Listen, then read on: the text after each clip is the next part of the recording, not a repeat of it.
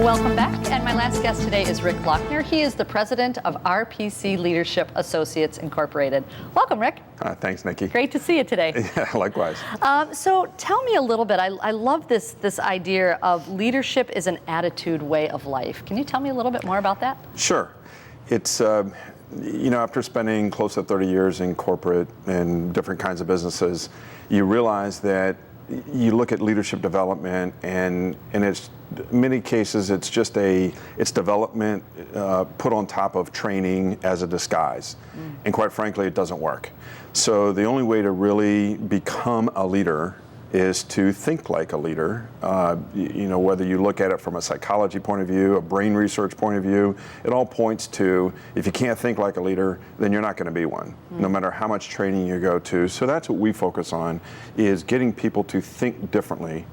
And many times it's the first thing we have to do is get them to believe that they can think differently, right? So once we get them to think and believe that they can do things differently, then really the behaviors just follows from that. So leadership isn't just about position. No, no. It's a matter of fact. There's a growing school of differentiation between successful leaders and effective leaders. The successful leaders being the ones that have navigated the success path. They can get promoted, they know people, that sort of thing, but they aren't necessarily effective. They aren't necessarily delivering the results. They aren't necessarily building the teams that a leader should do, building that collaborative, effort, whether you're a solopreneur or you run a 300, 600 person organization. So, we're seeing more and more of those that are effective have the attitude that is truly focused where it needs to be. Yeah, that's fascinating. So tell me a little bit about your clientele, the people that you work with. So with what I just said about attitude, it's my clientele is runs the gamut from entrepreneurs to corporate leadership teams. About 20% of my business is nonprofit leaders.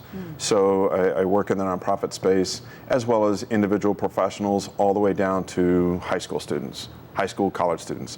So the common denominator, most people will ask you, so what kind of people do you work with? And they're looking for an answer that's easy to categorize. Well, I work with, auto dealers, or I work with, a certain category.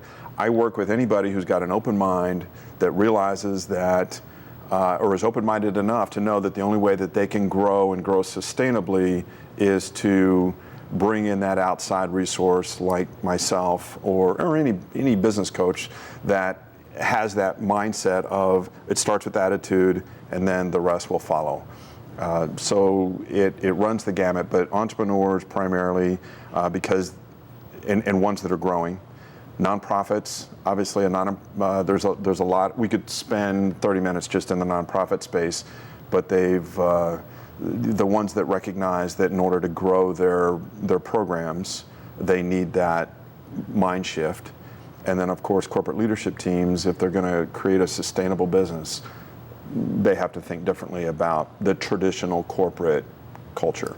That's awesome. Well, I know part of many of the things that you do includes our schools, and I'm very excited about the leadership program that you developed. So could you tell me a little bit about that? Sure. We started, it actually started 6 years ago, but sometimes success just takes a roundabout way to get there. But last year, the stars and moons all aligned, and we were able to get a program into District 203 for high school students, essentially a leadership academy, leadership development program for a group of sophomores and juniors. Wildly successful. We were both at the graduation. It was just awesome to have the kids talk about what they picked up. And as I looked out in the audience and watched the parents, the sponsors, etc., it was you couldn't help but call it a success. So we're already scheduled to do it again in the next school year in District 203.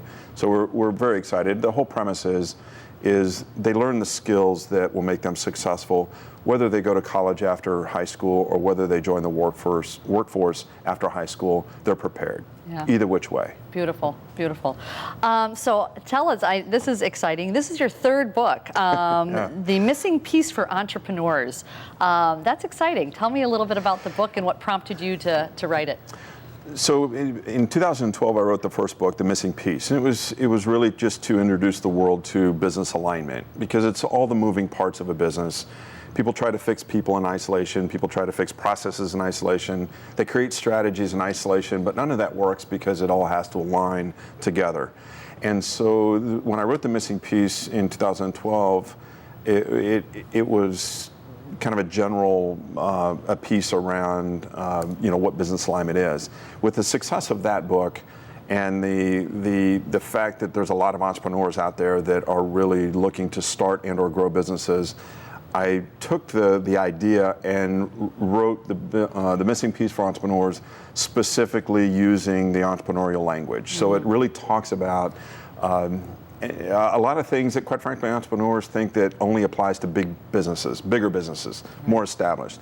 And I put it in terms that they can clearly see. And everything in the book is not research based. Everything in the book is experience based, which means everything that I say in the book I've done. That I've worked with entrepreneurs who have actually done it.